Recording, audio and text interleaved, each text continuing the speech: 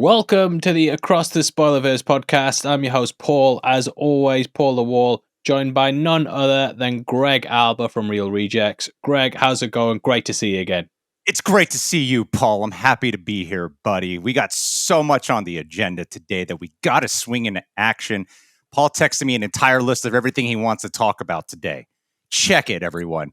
Writer strike, VFX artists unionizing, Stephen Amell, DC with Arrow, The Rock and Black Adam when he was on Kevin Hart, Blue Beetle reactions. He said some DCU stuff, not sure what he's referring to. Wonder Woman 3, he saw Heart of Stone, Gal starring in Snow White. Might talk about Rachel Zegler. We'll see how we feel. And the Marvel's director said some stuff.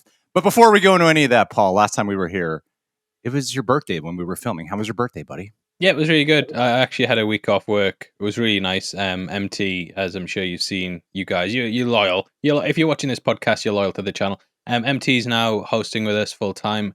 He handled a lot of stuff last week, so I just got to actually take some time out and relax. I've also just been at the Fringe in Edinburgh, which is quite a big thing, Nice. talking about social media and stuff. And yeah, been just a nice, relaxing week to get away from all you suckers, you chumps. What about you, Greg?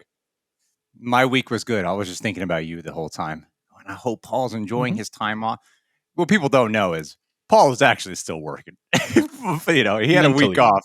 But there was a couple of things that happened. He had to get that upgrade. Can I reveal a little bit about this man's work ethic? Yeah, go for it. He had to do like a re-edit constant, like 20-something uploads or whatever. And he's messaging me this. I thought you had the week off, man. I thought you had the week off. He's still working his butt off, man. That's the kind of man Paul is. He cares about you guys that much, despite his British sarcasm. But yeah, we should get into all the good stuff. What do you want to go with first, man? So yeah, let's talk about the VFX artists unionizing. So apparently there's 50 who all work heavily with Marvel that have just said, we're sick of this thing. We're absolutely sick of the way we're being treated. Now, if you've been paying attention to a lot of controversial stories the last year, there's been a ton of things about VFX artists and how Marvel will just come in last minute and after they've worked on stuff for months and be like, actually, can we change this entire character? And it's not just a case of like switching a couple of things here and there. You have to reanimate a whole scene. And yeah, it's just leading. I think one of the big criticisms with Marvel at the moment is probably its CGI, beyond the storytelling. And these VFX artists have been coming out and saying, look, this is why it's this way. And it's a lot of very tight deadlines. Obviously, Marvel have a lot of projects at the moment. And they're just trying to basically do what I think everyone should be entitled to, which is unionize, get job security, and better benefits. Yeah. I mean, I think this is long overdue action. They absolutely deserve it because to provide a tiny bit of clarity here, this is for the VFX artists who are actively on set. I think sometimes when people are hearing this, they're thinking it's when you go to the credits on a Marvel movie and you see the thousands of digital effects artists, they're important too. And ultimately, when you think about it, for drastic change to happen, you need to hopefully a lot of them are independent contractors too. A lot of them are freelance. So down the road, it would be great for all of them to unionize in some capacity, but to protect these guys is very, very vital. And I think too, there's a lot of merit to be had when you have people on a proper schedule and proper protection and whatnot, because it forces everyone to sort of be creative.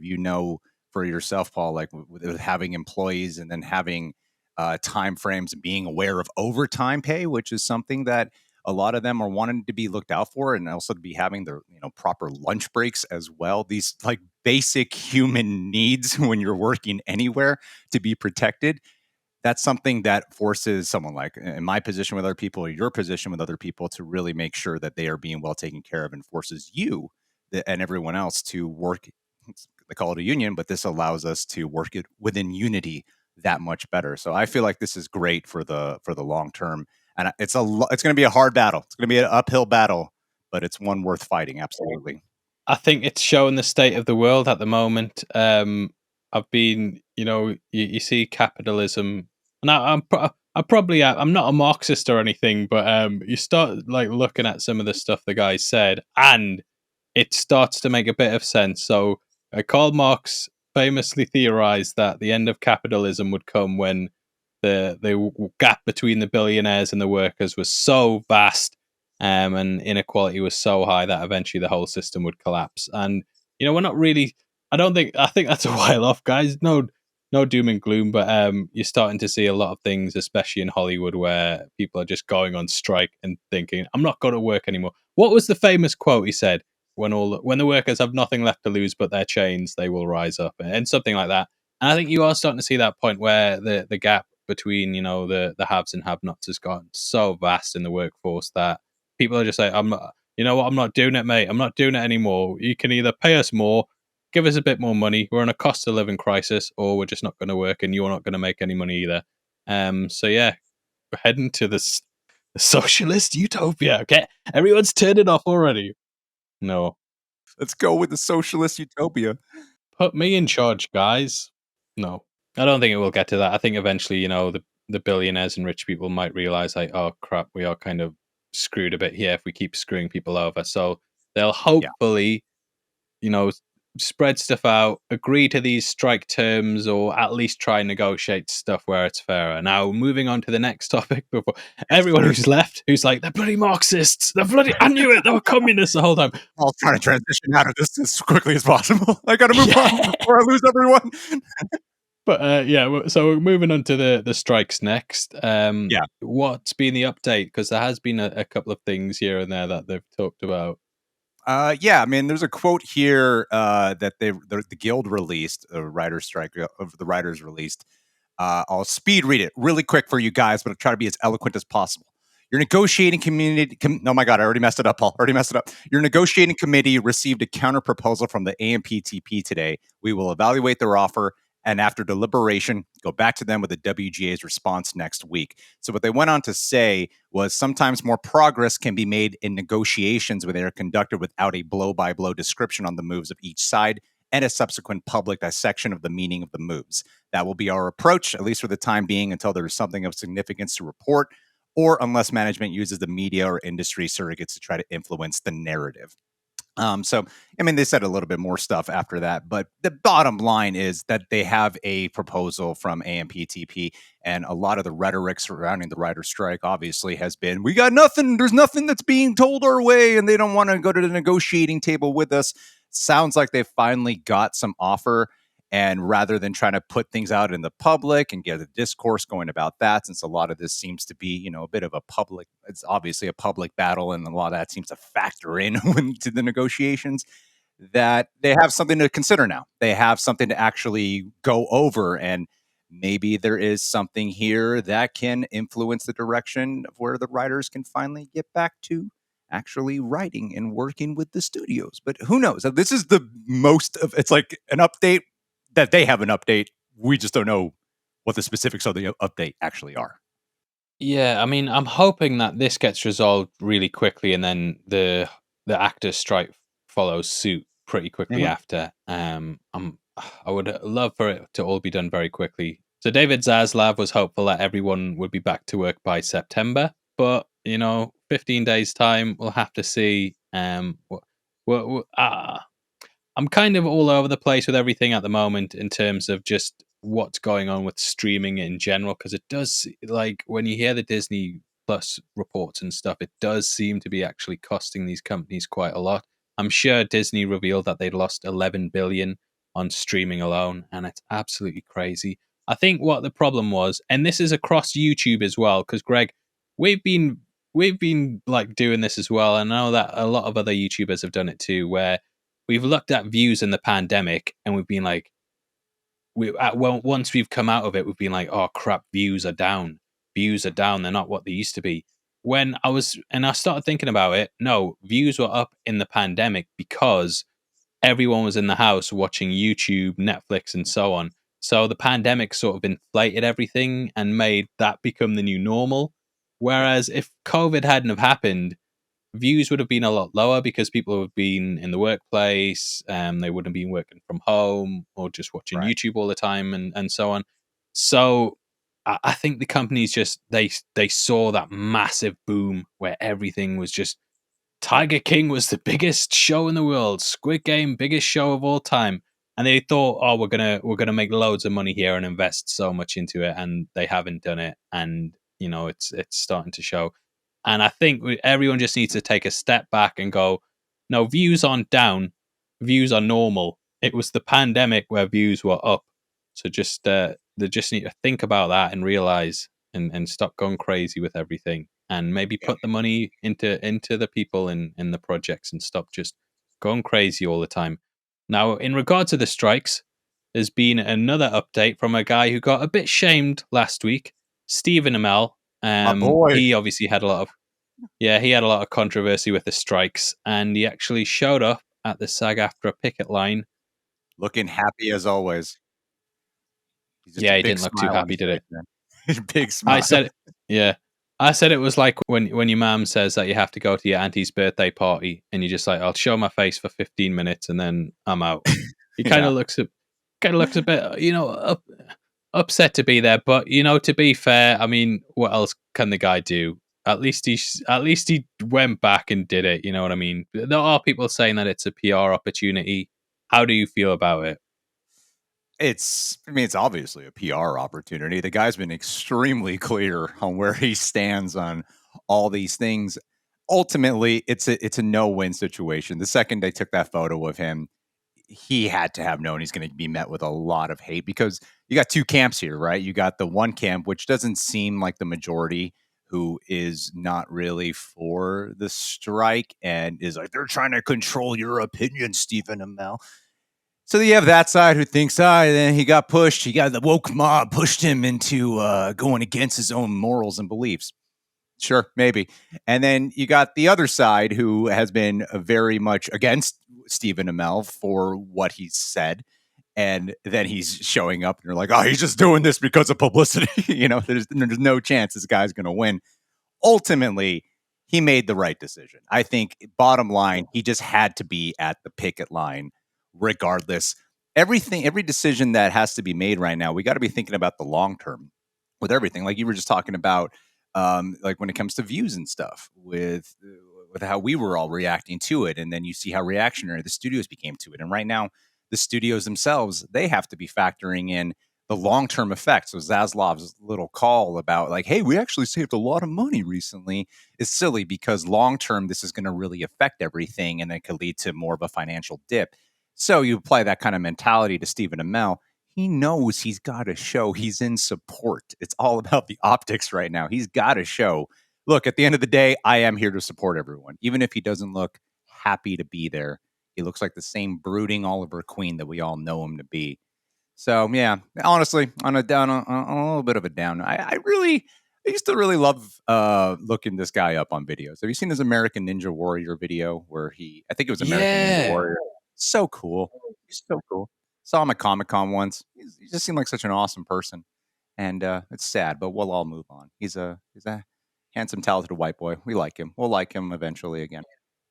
I bet he did flirt with the idea of rocking up to the picket line wearing a heels t-shirt to promote his new show.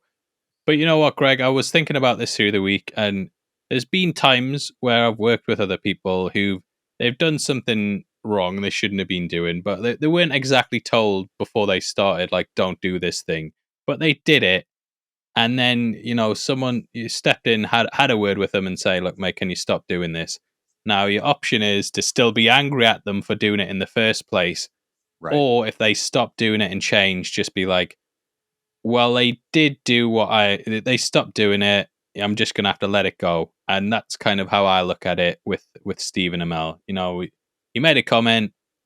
People told him, look, mate, stop, you're wrong.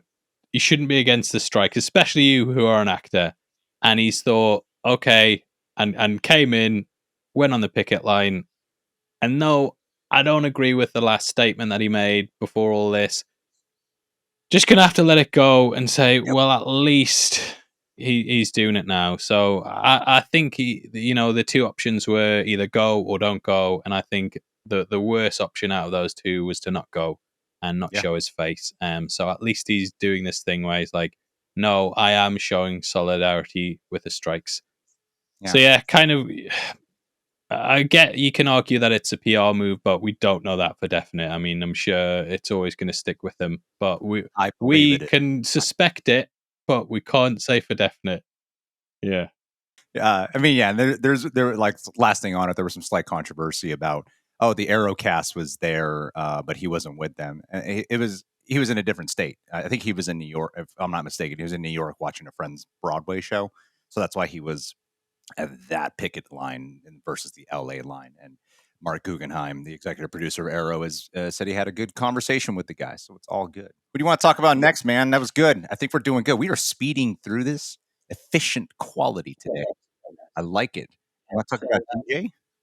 So the Rock talked about Black Adam recently with Kevin Hart. What did you think about that? What was what did he even say? I watched it, but I can't really. I just think he said stuff he'd said before, really, in regards to Black Adam. And I think that Black Adam got caught in the vortex of new leadership. It was so many changes in leadership. Anyway, you have a company, a public. That one's boring. This is about philosophically changes, and I think Black Adam is one of those movies. It's a lot about Black Adam getting caught in web of new leadership, and that him and Kevin Hart think about audience first. The part of it that really stood out to me, I'm just going to go into the part that stood out to me, was yes, he's saying that a lot of this got caught up in the changes that DC was going through, and then a new leader wants to have different directions.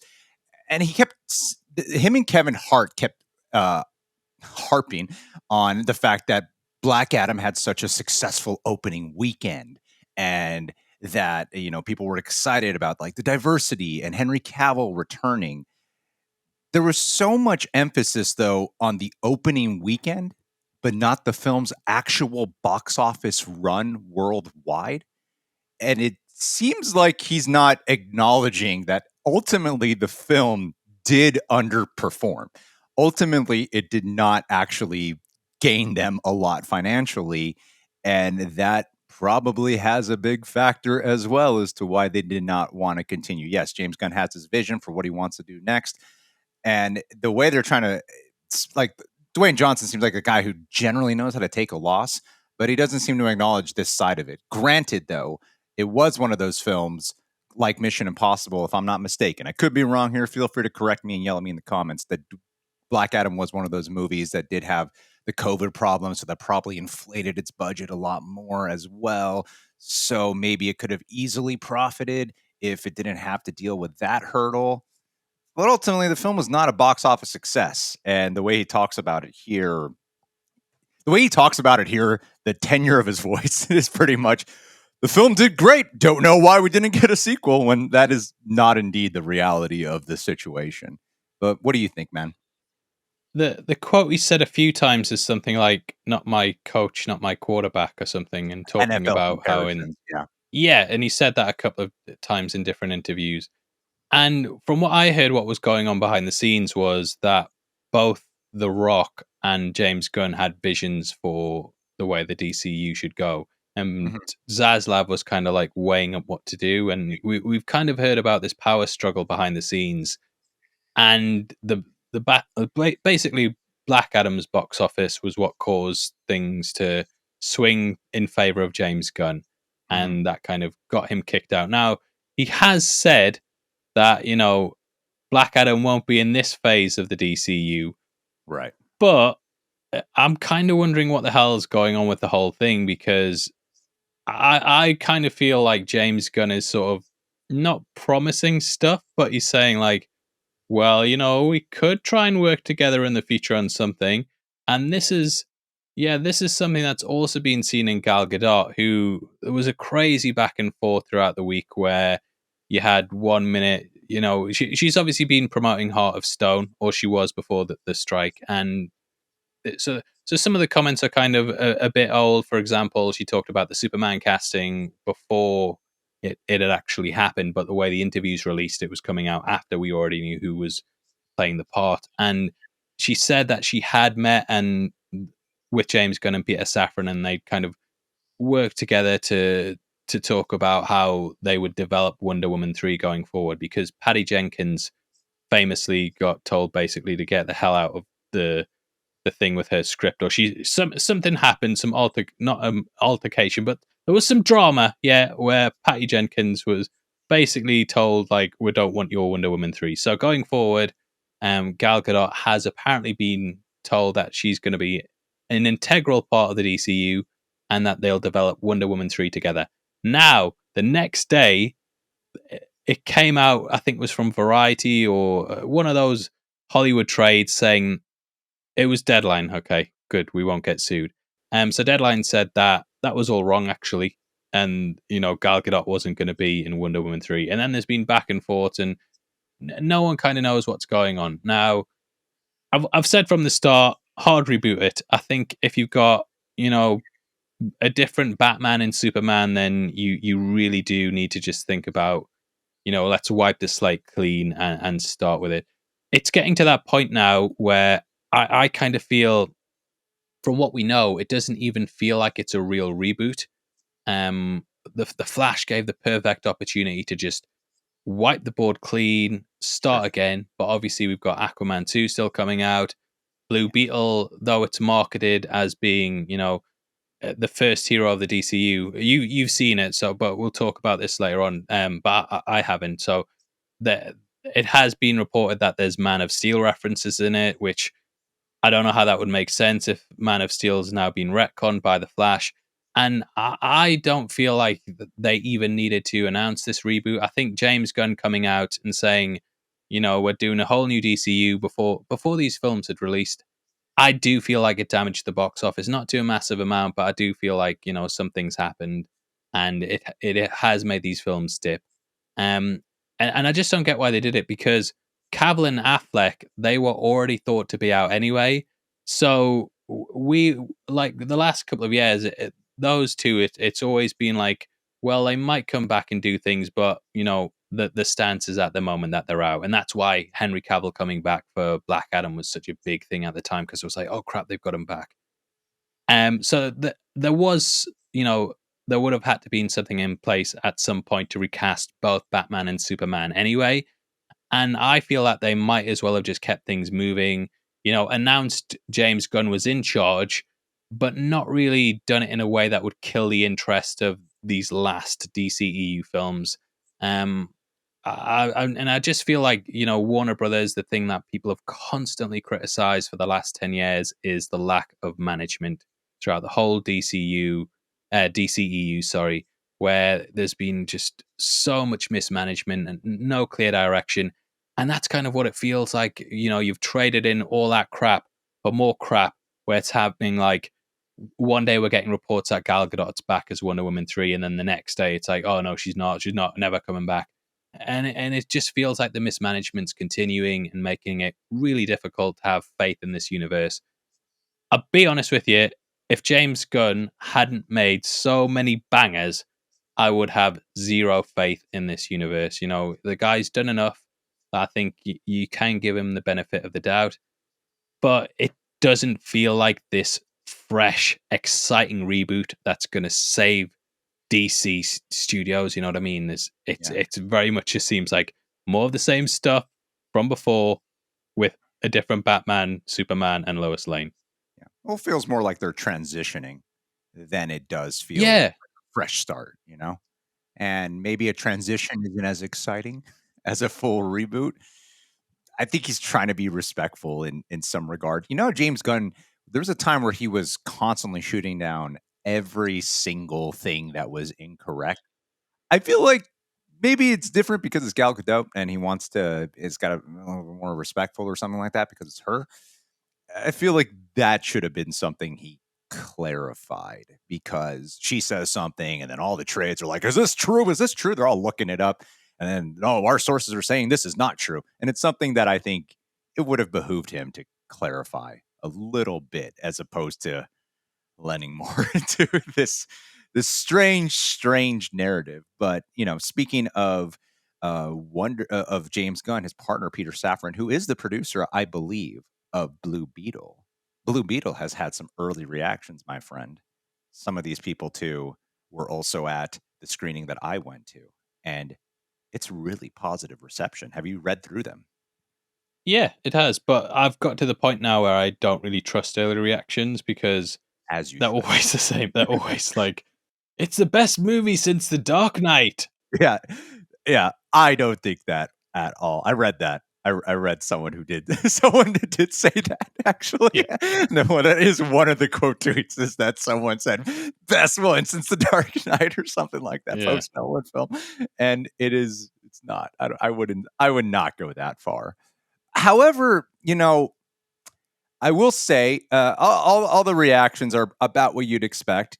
Good tight knit family film, a great representation of Latino culture. And I messaged you after I saw it, and I said that the movie is actually really fun. It has the long story short. I got a review coming up this week. Go a lot more into detail about it. Long story short, at least from my end of the experience, and I am kind of going off of how I was feeling, even with the crowd, is that the first act of this movie, it's a bit of a rocky start. And honestly, I wasn't. I didn't think I was going to like the movie. I thought like, oh, this is really bad. This feels made for TV. But once it gets into the actual plot of the film, the whole thing with Scarab and Blue Beetle, everything really starts to click. And I would actually echo. I wouldn't echo that it's the best film since The Dark Knight. It's a solid film. I really enjoyed it. It's not it does not like it gets great and then it just stays that way. The bad still interweaves throughout the rest of the film. However, I would still say that, yeah, I'm actually in alignment with vast majority of the early reactions. And it was pretty similar to what I actually messaged you after I watched the movie. That actually, this was a pleasant surprise. It was genuinely a Yeah. fun movie. And I know that's kind of a cop out for comic book movies. It is. It's fun. This one actually is. This one actually was a good time, and you could feel the crowd getting won over too. Like no laughs or anything, but then by the end, it does earn some some genuine applause, and I even got a little emotional myself at certain moments. I gotta say, man. But is your interest in it at all? I feel like judging off the trailer that it's very cliche and it's kind of something we've Mhm. seen done a lot of times before in the 2000s. Just some of the lines when it was Yeah, like, "You care about your family, that makes you weak." Like, oh, it's the old "Do your family makes you weak" thing. But I mean, but it's well done. it just feels like another comic book movie rather than something special everyone should go see. And unfortunately, I don't feel like it's being pushed to the level that it should be. I went to book some tickets. My local cinema, no showings at all on Okay. Friday. The one that's about 5 mile away, the Odeon, it's got 4 showings for the whole day. That and now compare that to something like Mission Impossible, Oppenheimer, Barbie. Mhm. They were like every hour, and they were across IMAX, super screen at my local Cineworld, 3D. Some of them were, uh, and there was a big push for it. Whereas with this, it's like 4 showings a day, 2D standard screen. It doesn't feel like they're pushing it as an event, at least in the UK. And I put a tweet out about this today, and a lot of people from England kind of echoed my thoughts. And yeah, it doesn't feel like that. The studio not being confident kind of strips me of my confidence in it almost because I s- but then again, to be fair, they might have used all that goodwill upon the Flash. You know what I mean? Right. They really marketed that. That was like next level marketing, saying this is like one of the best comic book movies of all time. And you can't. It's very difficult to do that twice. S- But I feel it should be getting more than 4 showings a day if they want people to be excited and they have confidence in it that it's going to be a good movie that's well received. Yeah. At the moment, it's tracking for 30 million opening weekend, Hell yeah. which is very low. And yeah, just starting off your DCU with this guy being the first hero, will that get rolled back? And is that going to get? We'll have to see. We'll have to see. Well, what I will say that I think really does okay, yeah. It is. I even said it in my review. It's not exactly the most original thing. It feels like a Marvel Phase One movie in a lot of ways, the good and the bad. However, the thing that I thought really distinguishes itself from all those other ones, because a lot of it does feel derivative of other films. The thing that really distinguishes itself is the ensemble. A lot of the times in these comic book movies, where you think of any, I don't know, like Scott Lang's family or whatever, or even the Shazamily, the Shazam family in part one, they're like there, but they're not really, it doesn't really still feel like an ensemble movie. They don't feel as integral to the plot from beginning to end. What really shined in this movie, what was a massive takeaway, was the ensemble from beginning to end, excluding one of the family members. Most of them, vast majority of them, they really, really shine and are such a heart of the film. And there's a lot of this emphasis on like Latino culture in these early reactions, and I thought it was interweaved in a way that did not feel forced. They never like turned to the camera to be like, aren't Mexicans cool or something like that. It's just like there the entire time because the personality feels authentic to the experience. And so I think that is the thing that really separates it from a lot of the things that otherwise feel like underwhelming villains are definitely there. A lot of the it goes pretty much the direction you'd expect it to go. And I did not know the post credit leak, and then sure enough, I won't say anything. But yeah, yeah, it was a predictable film, but I will say yes, it acts for the most part. I liked it more than The Flash. I was a pretty easy Okay. answer for me that I was like, I like this more than The Flash. And I could see it having good legs based off of just good word of mouth. And I could see him, and the way the movie plays it, he could be the end of the DCEU or he could be the start of the DC. It could go either direction. I think they were really smart with how they edited the film to make sure it can go either way. Because even Sholo, he Yeah. said that it all depends on the box office for this film. Yeah, which is a shame because again, it doesn't really look like they're pushing it, and you need a lot of screenings to make the money. Unfortunately, Unfortunately, so showing it 4 times a day, what's the maximum amount of tickets you can sell from yeah, that? So yeah, but Sholo he's not the only person from the DC universe with a film out this week, and there was of course Heart of Stone with Gal Gadot. haven't seen So it yet. yeah, I watched this on Friday. Um, it's getting absolutely slated online. I don't think it's as terrible as everyone's saying, but it's a Netflix action movie basically. Mm. And watching it, I was thinking this is like an old James Bond script that they had lying around where they thought, we'll change some of the character names and it'll become a new thing. And there are very, very predictable things in it. For example, one of the agents who's her friend gets on a ski lift to take a hostage in, and when they get to the bottom of the ski lift, they have a fight, and the hostage comes off, and he's bitten down on a cyanide capsule, and it's kind of like, oh well, he's either done that himself or the other agents double cross them, and he's a double agent, and stuff like that. You know what I mean? Right, You can figure it right. out straight away. And there's a scene where she hangs from a helicopter with two the the villain and his helper who both have parachutes, but she doesn't have a parachute. It's kind of like, well, what's she gonna do here? And obviously, she's gonna cut the rope and then grab grab the person so that she can steal their parachute. It's just all stuff like that you can call straight away as soon as you see the scene. Mm. Um, Gal Gadot finding it, everyone kind of rips her for her acting, but I think if she had a different accent, I think it's very much an Arnie situation where people get so focused on the accent that they just it almost takes them out of the performance. And she's just got an accent to me. It's not outstanding Oscar-winning acting, but it's not the Yeah, worst thing that I've ever seen. she Like seems a like lot of the memes on her are like Kal-El, no, and give me the stone and stuff like that.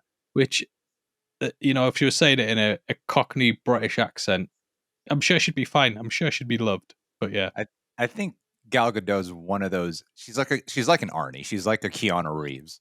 You kind of have to yeah, write for her capability of talent in terms of line delivery and such. I think that is like she can be like I think she's amazing in that first Wonder Woman movie. And I think she's great in Batman v Superman, and she's even good in the Fast and Furious movies. Like she's if you write just like you got to write just right for her. Or if you ask too much, it can be distracting. I would say the same thing for Keanu Reeves and Arnold Schwarzenegger. Like, you don't want to push too much. You got to write just right for them, you know? Yeah, like Keanu Reeves, amazing as John Wick, perfect as Neo, but if you put him in like Bram Stoker's Dracula, Yeah. where he's got to, play a British guy, can't quite do it. Can't quite do it. And Gal, Even some of his delivery in John Wick 4 and in some of the later Matrix movies was not the greatest. And John Wick 4 yeah, is one of my favorite movies of the year. And even there, I'm yeah, like, yeah, it's not the greatest. get me a gun. I need That's a gun. it. Yeah. But you're not going to those movies for the acting, you know what I mean? if Yeah. if Gal Gadot showed up in like an Oscar-winning period piece, discussing the inner workings of Victorian marriage, I could say more of the complaints, but it's an action set piece film with very cliched, over the top spy stuff. A great car chase in it, actually. Is the action good though? Is the action worth it? Yeah, some of it is. Yeah, some of it's quite good. They have some creative stuff on like a, a Zeppelin. I want to say the skydiving scene's good. The car chase is good. It starts off really well with a parachute scene where she's got a parachute down a mountain. Those bits work fine. I do kind of feel like Netflix is almost cheapening itself by doing these bog standard action releases. Yeah. Because it's going to get to the point where it's very much like the Disney Plus MCU shows, where you're going to see an audience drop off because they've been so mid that people are just now expecting it to be mid. Yeah. And if they keep doing these sort of mid-level action movies, people are just not going to watch them, I feel. Extraction is the only exception to it. Like the true exception is Extraction. And these movies damage that because, like, let's be honest, if Extraction 2, if there'd been anything else out that week, we probably would have been like, I'll not bother seeing it. Like, they cloned Tyrone. That was another perfect example. I know it's not a full-on action movie, but it released the same time as Barbie and Oppenheimer. And I was just like, oh, well, those two other movies are probably better. And it's a Netflix movie, so they mustn't have much faith that it's going to be good. Right. Absolutely excellent film. Um, Is and it? yeah, I I feel haven't having, I haven't seen it. yeah, Yeah. crazy. Okay. That would be a good reaction for the channel. So yeah, I feel that having these mid-level movies does kind of pull down your stuff like Extraction 2, where that should have been a big thing. And it is a shame to see, but yeah, just a kind of Gal Gadot action movie. I'm sure they'll probably do another one. And yeah, just keep pumping it out. Now, Okay. Gal Gadot, yeah, we're a bit of a tenuous link, but she's starring in Snow White. Woo! Now, Rachel Zegler, who also stars in Snow White, she's been Woo! getting loads of shit online, loads of it. I think she's becoming like the new Brie Larson. In all honesty, I think Brie Larson's kind of a couple of years ago. If you guys might remember, if you were on the internet, you couldn't even load the homepage without running into a Brie Larson video. And I think Zegler's getting it now. But her comments were controversial. She's basically saying Prince Charming was a stalker. The Snow White from the 30s was problematic. I'm probably going to alienate a lot of my audience right now, if you're under 23, but Rachel Zegler's 22. And this is just how I imagine most 22-year-olds to be these days, where it's like, oh, have you seen that movie from, have you seen Bambi? It's like, oh, yeah, but it's really problematic, isn't it? They And I was like, oh, right, okay. And then they just go off on a spiel where they tell you about all the things that you liked as a kid and how wrong they are these days. And I just kind of feel like she's a young person who's been thrust into the limelight to talk about things, and she's just kind of going off on Yeah. a sort of tirade about how Prince Charming was a stalker, and yeah, it's not going to work out well. I think it all started when I don't remember exactly what she said. It was something when she was on the picket lines for SAG, and then she was saying, for every second it's streaming, I should be getting paid for it. And Something about a dress, wasn't it? It was like, if I stand in a dress for 18 hours a day, I should be paid for it. and then people would come in and be like, "What about those?" And I think there's actually something to be said about that with the people at Disneyland, who have to really know the characters in and out and have to stay in character all day and are just compensated by hour when they're there. Yeah, like I get what she's saying, and I don't ultimately feel what she's even saying about Snow White is inherently all that bad. Honestly, I was like, yeah, I mean, the movie's dated, like she said, it's dated. It was like the first big Disney animated movie, right? If I'm not mistaken, it was like the first big one. I haven't seen it for years, to be honest. I can't remember. I didn't find it offensive at the time. I'd say that. No. I mean, God, you go to any movie, you could find problems with it if it's before 2022. Like you're gonna find anything that is a problem with everything. Um, but the thing is that like there's some weird shit she's saying here that just doesn't sound like it's Snow White, you know? Like she's dreaming about becoming the leader. She knows she can be the leader, and her late father told her that she could be if she was fearless, fair, brave, and true. And she said, like, I was scared of the original version. I think I watched it once and never picked it up again. And of course, the line about the stalker and the Prince Charming one. I think the way how she's saying it, because ultimately these Disney movies are in a weird debacle, the live action remakes, right? You want that. I like The Little Mermaid. I actually really like that one. And to me, it could still have like a no win side of an audience member because they're trying to be so much like the original. They're like, what's the point if it's trying to be so much like the original? And then you swing way too far the opposite direction. And then you're upsetting the people who want it to be more pure to the original. And we're in this day and age where they want it to have more empowering, have more modern relevance to it.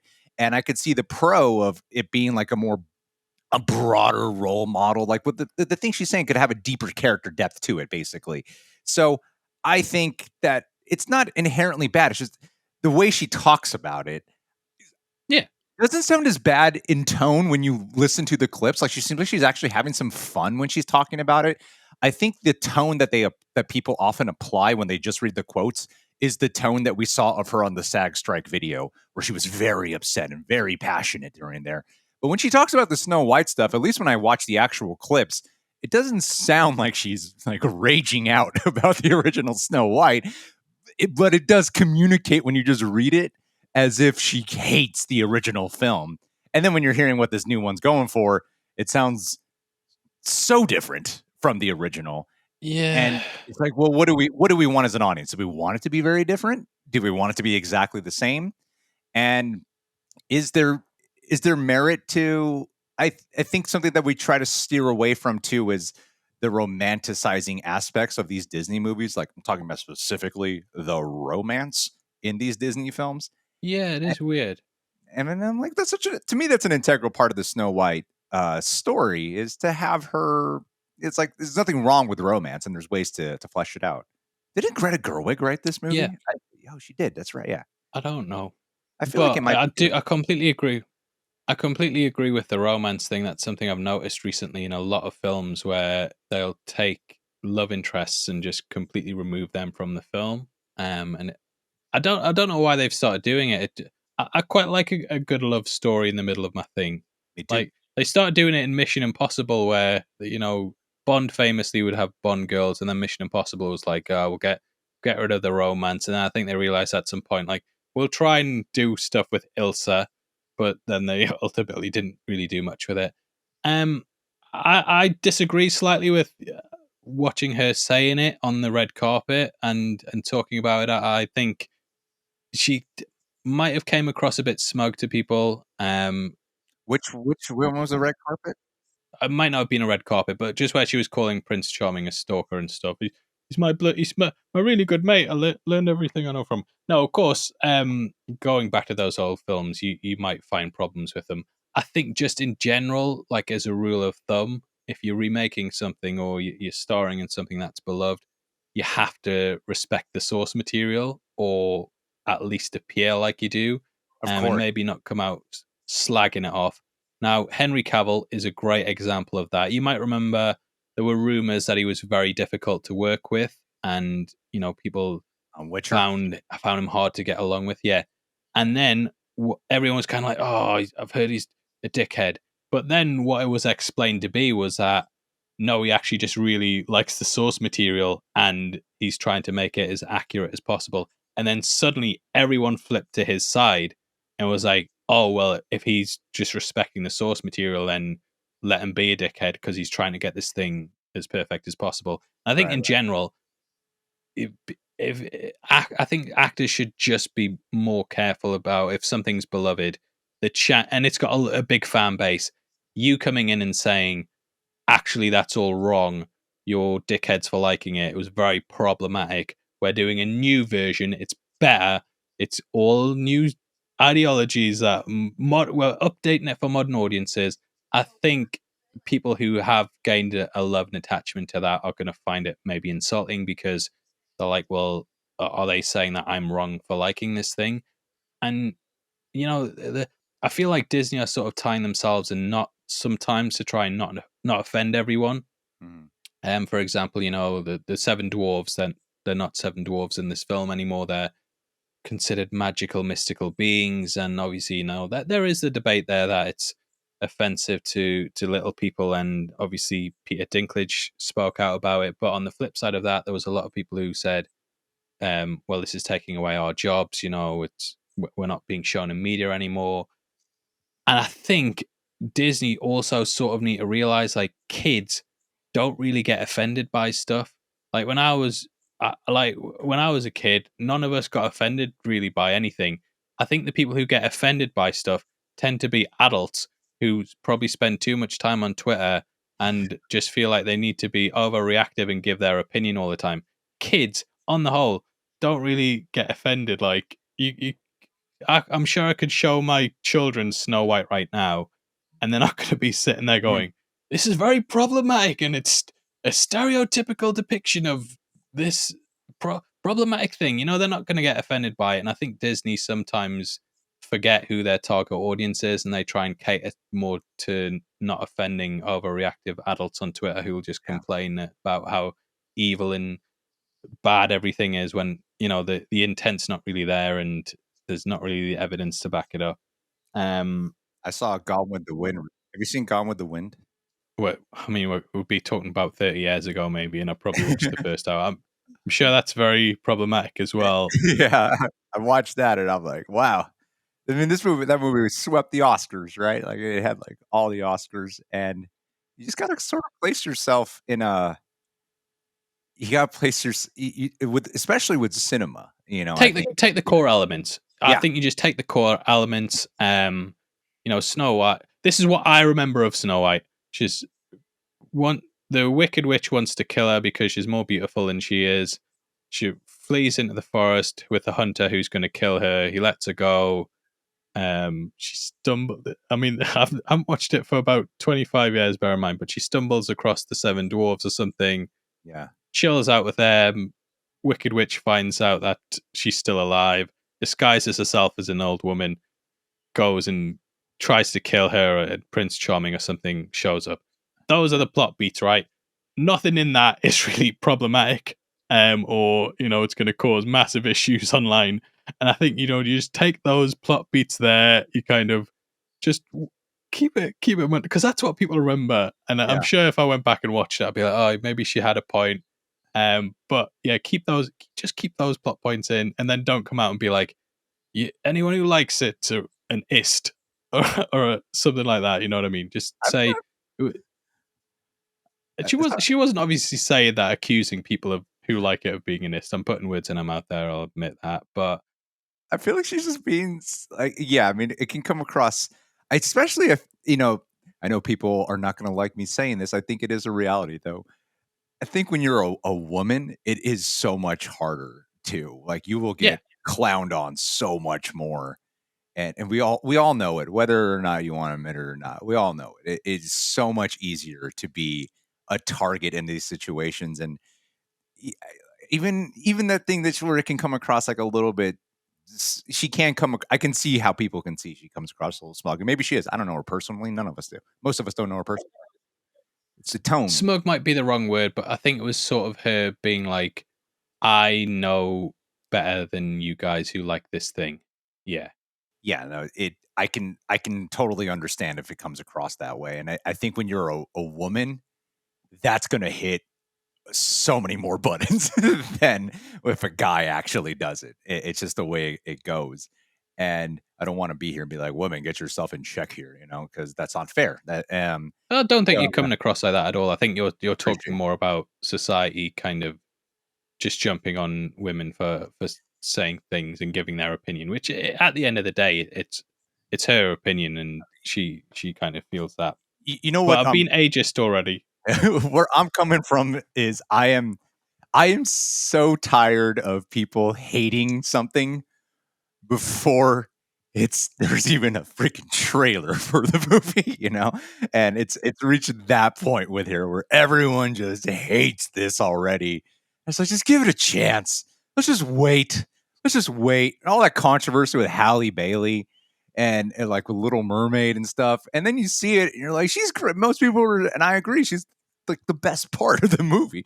She's amazing in that film. And so let's just wait. Maybe the a- actors say things, sure, let it annoy you right now if you want, but don't simmer there. Let's just wait for the movie and see if it's ultimately a disaster fest. Or I know it's easy to, especially on YouTube, we can easily just like really rail into this and make our thumbnails with the big red text and whatever. But wait, I'd rather just wait to see if the movie is Yeah, actually a problem before I'm I going to sell I myself think on it.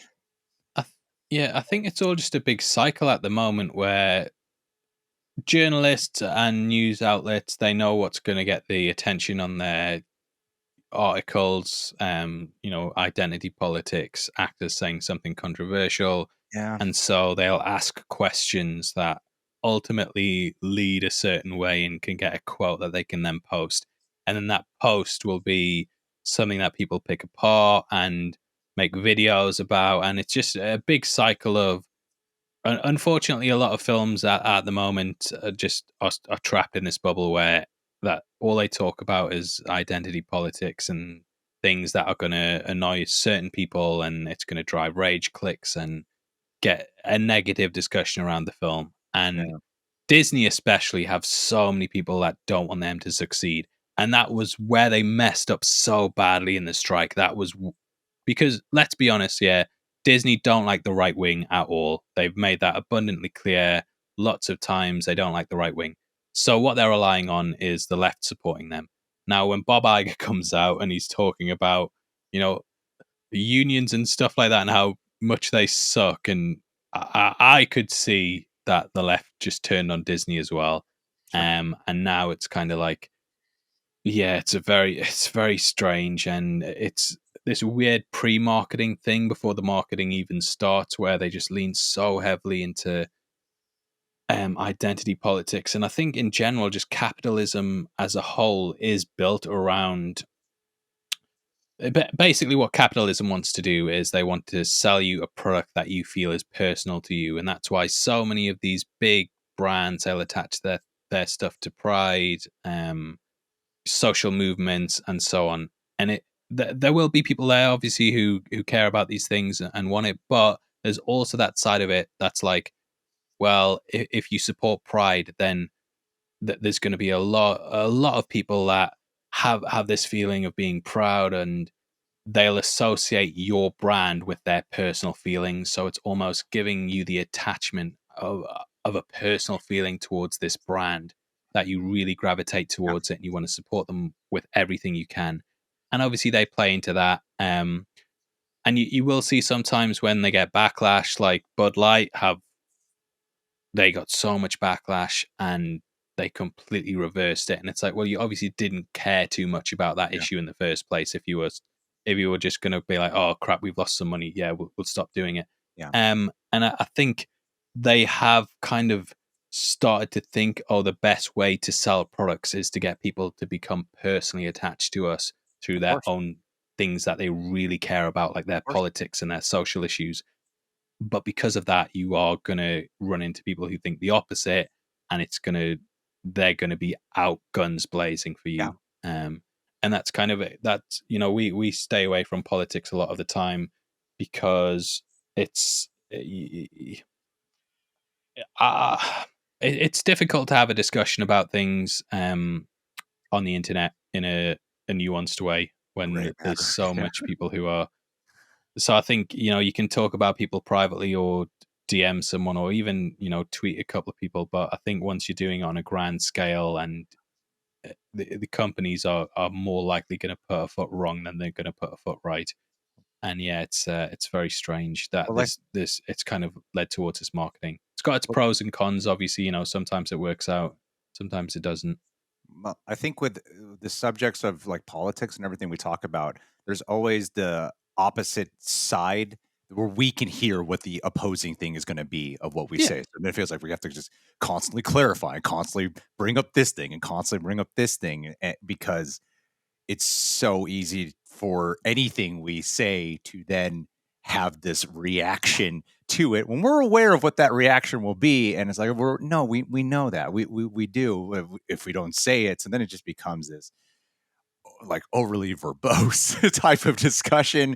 And then you still don't end up saying enough. And then if you do acknowledge it, it doesn't even get acknowledged that you acknowledged it, and then even going off of what you're saying with capitalism and the way how these studios and these companies work, the part of it is it just seems so insincere a lot of the time. It seems like they're pandering to the left side, if we're going to put it in this sort of black and white discussion. Well, I'm going to.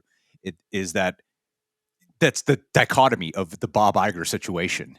Is Disney placates and panders to the socialist views of the social views of the left, and then he does the most abundantly type of stereotypical right wing capitalist type of mentality when yeah. discussing how to treat the workers. And he's the leader, he's the head of Disney. And I'm not saying everyone on the right is like this. Here we go with diffusing bombs and trying to acknowledge the opposite of stuff. I'm not saying everyone on the right is like this, nor is everyone on the left a certain way either.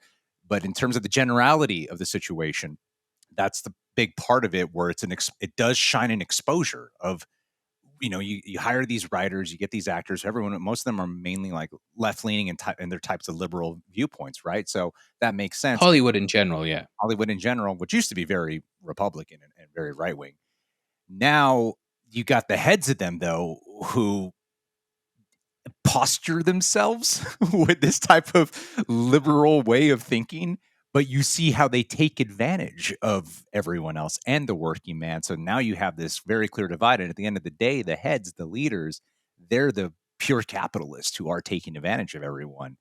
And then when they do these products, what they do come across like they're just doing it to placate or to pander. So an audience can pick up on when something is inauthentic. And then once in a while, though, it's not inauthentic, and it is just right casting. Yeah. It is just right decision making. It is just good writing. Sometimes it is genuinely good because the artists themselves allowed their voices to truly shine. At the same time, we can tell though when the Bud Light example you gave was a great one of they were just trying to pander when this is not what Yeah. they really feel. You know. Look, I'm not 100% sure on what happened with that, but I'm sure that Dylan or whatever, I don't know her last name.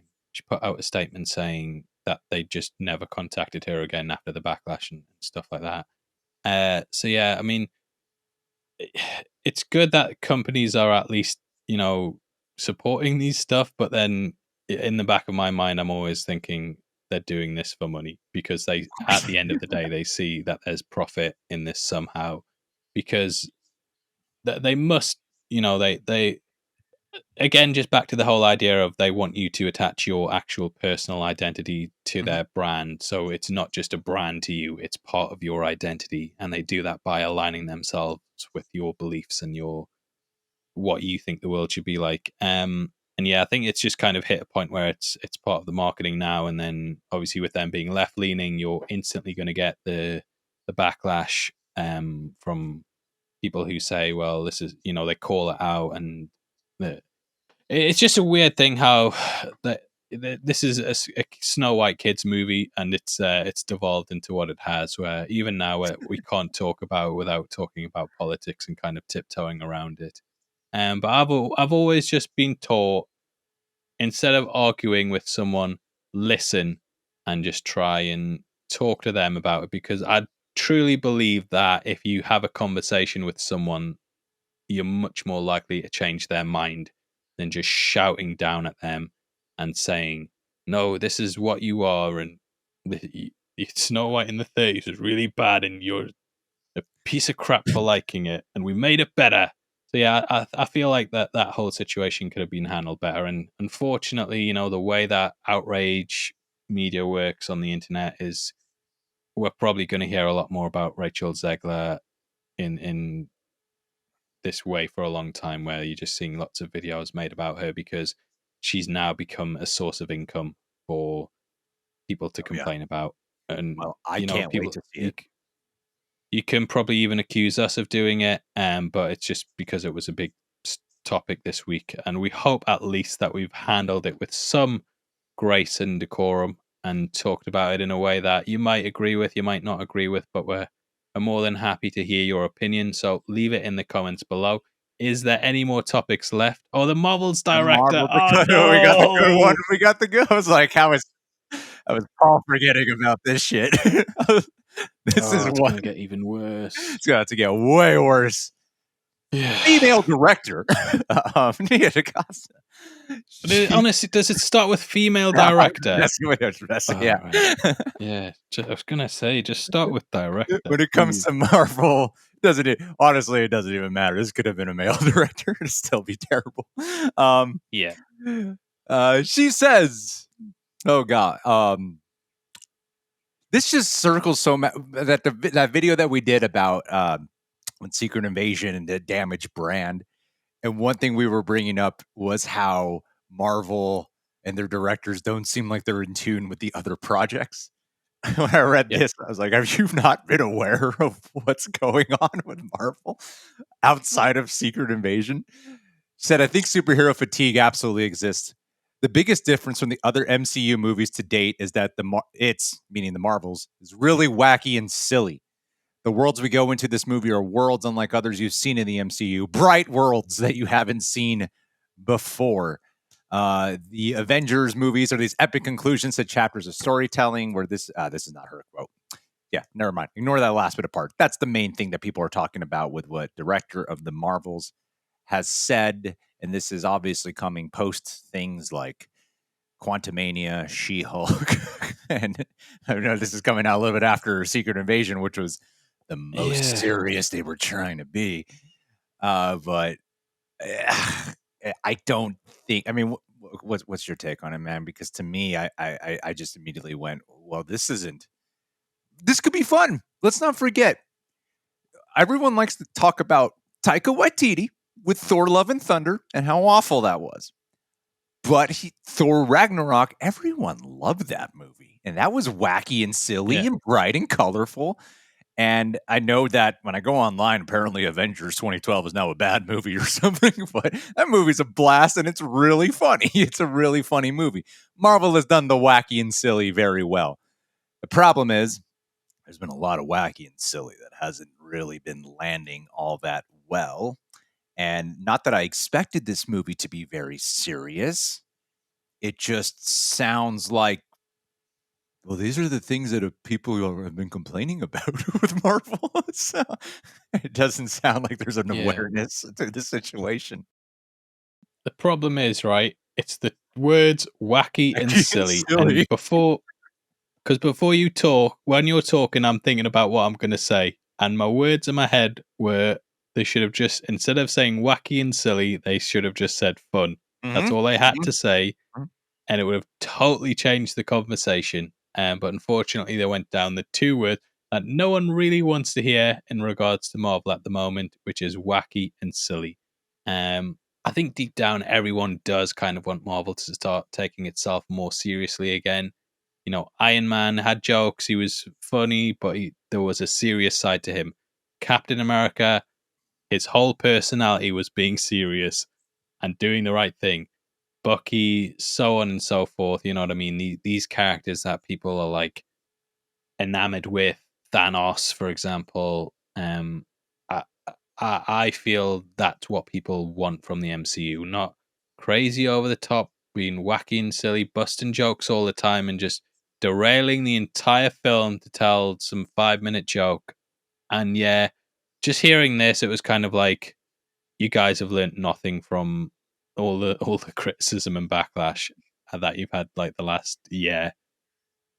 Like even Spider-Man No Way Home, you know, it has jokes in it. It's got those funny moments, but it's kind of, it takes those serious things seriously. Obviously, we haven't seen Guardians the 3. movie, but Guardians 3 as well.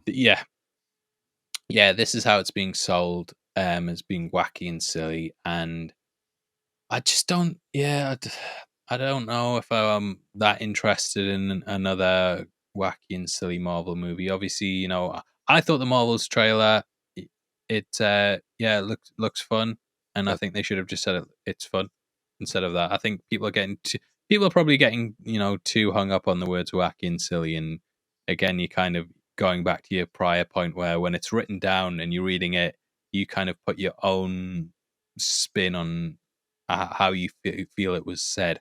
Like you could easily take our quotes from this podcast, write them down, and we're going to sound like terrible people. Which, fair enough, yeah, you've sussed us out. But I challenge when you. it's written down, it's a lot different. But yeah, it just and if they were coming out saying this, and all the last Marvel movies had been a big success, and they'd nailed Love and Thunder, they'd nailed Quantum Mania with its tone, saying this would be absolutely fine. You know, people Yeah. wouldn't care.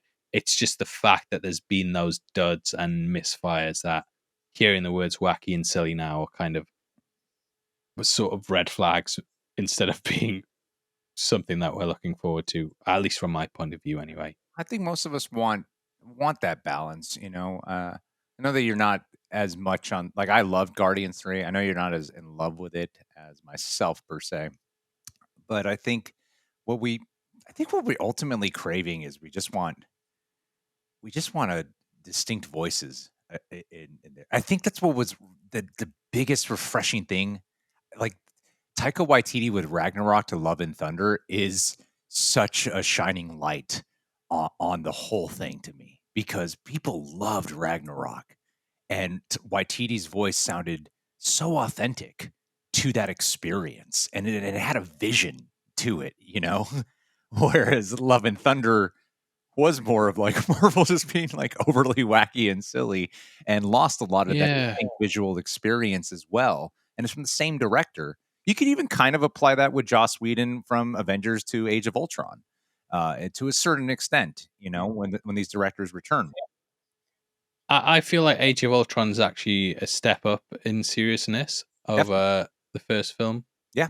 But I don't know if it's kind of they do this first movie, and you know it perhaps under the guise of Kevin Feige, and they do a good job, and then he thinks, all right, I'll give them more free reign on the next one, and that's kind of why Love and Thunder feels like Taika Waititi turned up to 11.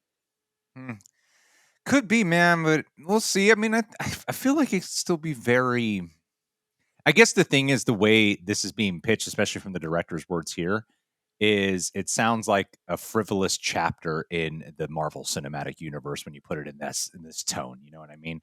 Where we're all waiting for we want to go back to this is a must view experience as opposed to another here we go, another chapter in here that is maybe not as important to view right now when you're Yeah, just saying that.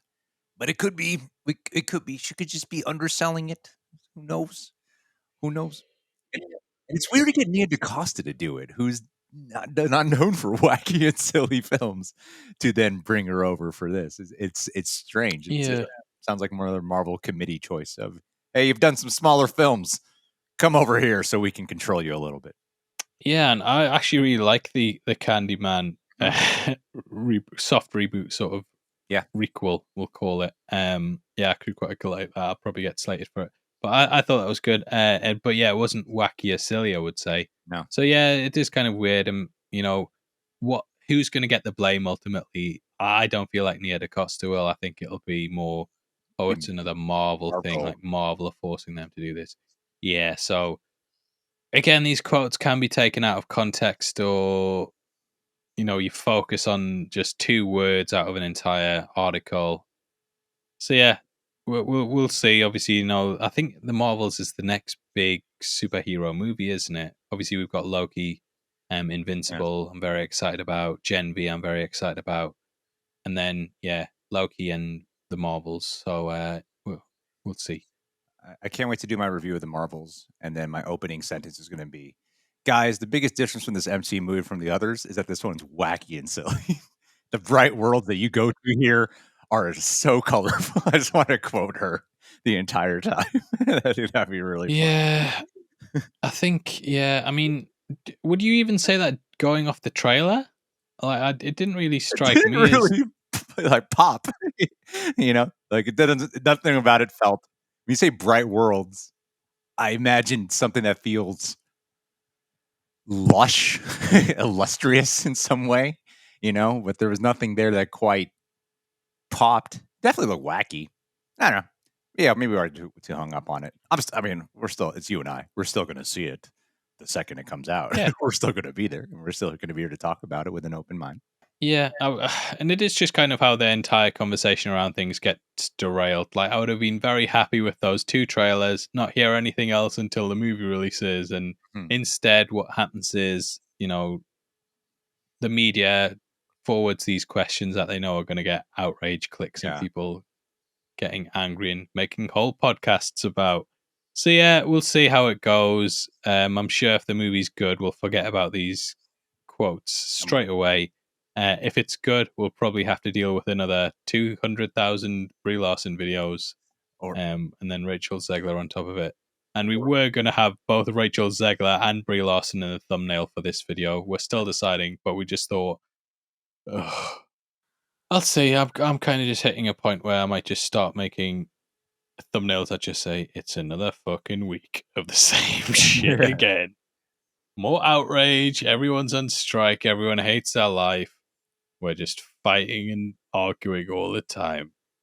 I want to come watch my breakdown of Star Wars: A New Hope from 1977. I want us to grow old and withered here on camera in real time. Just big beards, gray and fat, and just watch us deteriorate as we keep talking about this news.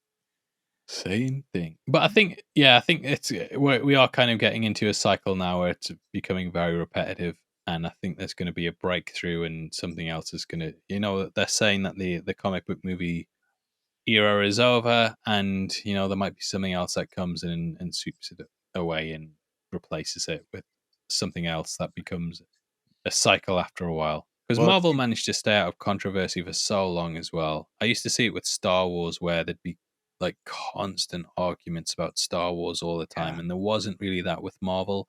And unfortunately, they've kind of hit that point now where they're getting pulled into it too. Well, I think with what Barbie and what Mario has shown us is, I don't exactly know what category that would be, because saying video game movie adaptation is a little too broad, and there's something to be with the toy adaptations, I suppose. But there's some camp there, I think. They're the 2 movies. They're the only ones that made over $1 billion this year, right? Am I wrong about that? I think they're the only 2 that have made over $1 billion. Yeah, Barbie and Mario. Yeah, I think those are the ones that I think that's going to influence a lot of the direction now of what people focus on to be the next boom. The Nintendo Cinematic Universe and the Mattel Cinematic Universe. Is it Mattel?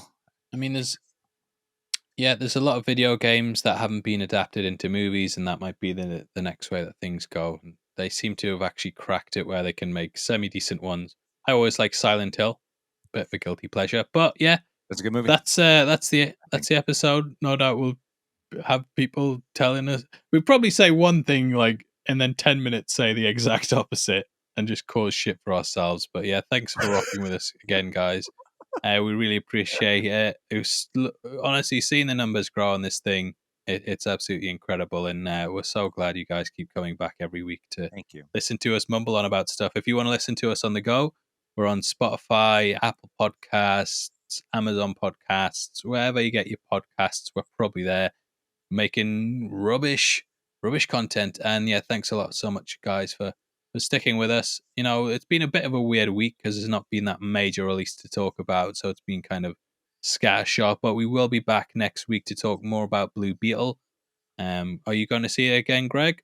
No, I didn't like it that much. Okay. Okay. I liked it, but let's hope it fails so we can have a thumbnail. If it fails, then we got a good thumbnail. Yeah, big red text. Yeah, bombed. Disaster. Ha ha ha Bomb. ha. Oh, Bomb. DC, the end. Something. DC failure. Oh, Kathleen Kennedy. Bunch of bastards. Yeah, Kathleen Kennedy in there for some reason. So yeah, thanks for coming back again, guys. We'll love you, and we'll see you next time, mate. Thank you.